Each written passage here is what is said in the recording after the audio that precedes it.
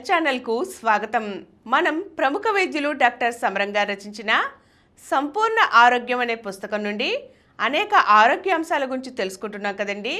ఈరోజు మెదడులో రక్తం గడ్డ గురించి డాక్టర్ గారు ఏం వివరించారో తెలుసుకుందాం.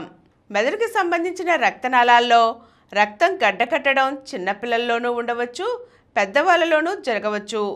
రక్తనాళాల్లో రక్తం గడ్డకట్టడం వల్ల మెదడుకి రక్త ప్రసారం తగ్గిపోవచ్చు లేదా ఆగిపోవచ్చు.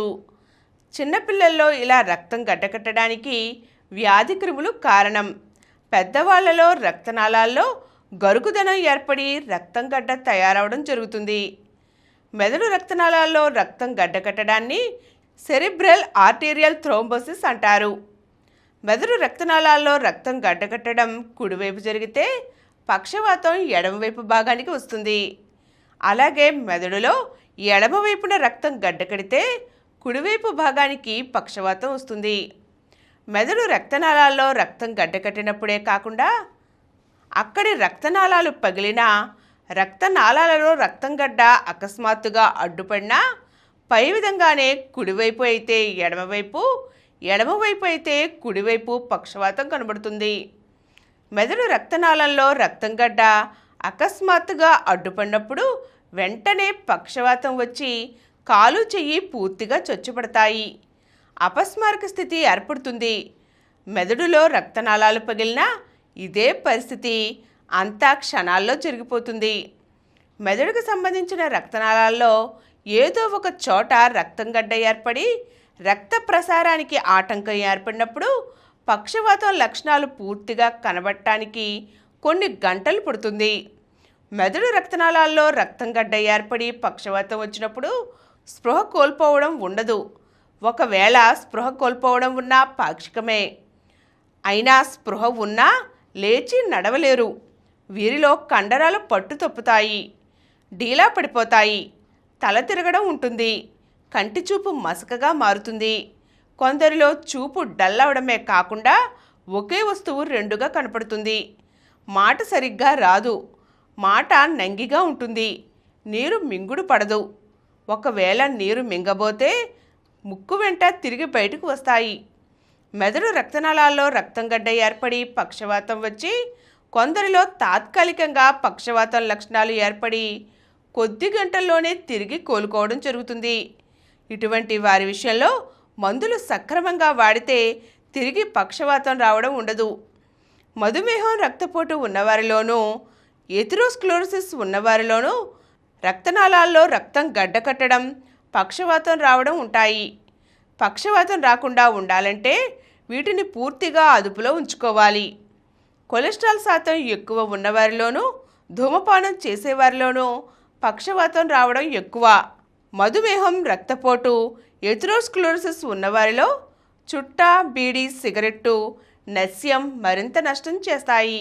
మెదడులో రక్తం గడ్డకట్టి పక్షవాతం వచ్చినప్పుడు సిటీ స్కానింగ్, ఎంఆర్ఐ, యాంజియోగ్రఫీ చక్కగా ఉపయోగపడతాయి. ఈ టెస్టుల వల్ల మెదడులో రక్తం గడ్డ ఎక్కడ ఉన్నది, మెదడులో ఎంత మేర డ్యామేజ్ అనేది తెలుస్తుంది. మెదడు రక్తనాళాల వల్ల రక్తం గడ్డకట్టి పక్షవాతం వచ్చినప్పుడు వెంటనే మందులు వాడితే మంచి ఫలితాలు కనబడతాయి. కొందరికి పక్షవాతం వచ్చిన ఆనవాలు కూడా ఉండకుండా అవుతుంది. మందుల వల్ల రక్తనాళాల వల్ల ఏర్పడిన గడ్డ కరిగి రక్త ప్రసారం తిరిగి మామూలు అవుతుంది. మరికొన్ని మందుల వల్ల రక్తనాళాలు వ్యాకోచం పొంది రక్త ప్రసారాన్ని తగినంతగా సమర్థవంతంగా ఉంచుతాయి. పక్షవాతం కనబడగానే ఎంత త్వరగా చికిత్స ప్రారంభిస్తే అంత మంచి ఫలితాలు కనబడతాయి. ఆలస్యమైన కొద్దీ మెదడులో నాడీ కణాలు దెబ్బతిని శాశ్వతంగా పక్షవాతం ఉండిపోతుంది. నాడీ కణాలు దెబ్బతిన్న తరువాత మందులు వాడినా ప్రయోజనం ఉండదు. కాలు చెయ్యి పడిపోవడానికి మెదడులోని నాడీ కేంద్రాలు దెబ్బతినడం, నాడీ కణాలు పనిచేయకుండా అవడం కారణాలు. విషయం తెలుసుకోకుండా పక్షవాతం వచ్చినప్పుడు కండరాల సత్తువ కోసం పావురాయి రక్తం మర్దన చేస్తూ కూర్చోవడం మూర్ఖత్వం. కండరాలు చచ్చుపట్టడానికి, నరాలు పనిచేయకపోవడానికి నాడీ కేంద్రాలు రక్త ప్రసారం లేక ఎండిపోవడం కారణం.